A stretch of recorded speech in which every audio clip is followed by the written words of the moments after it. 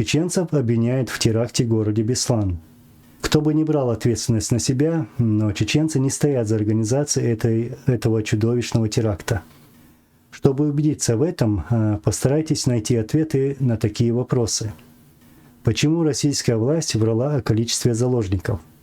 Почему они врали об отсутствии требований? Как было доставлено в школу оружие задолго до этого теракта? Почему в этой акции участвовали люди, которые должны были сидеть в тюрьмах? Почему не тушили пожар в школе и не подпускали пожарников?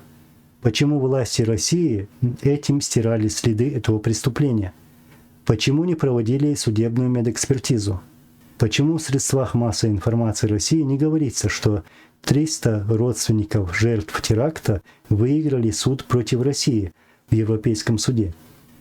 Ведь Европейский суд установил, что власть имела информацию о готовящемся теракте, не предотвратила его и не использовала все возможности для освобождения заложников.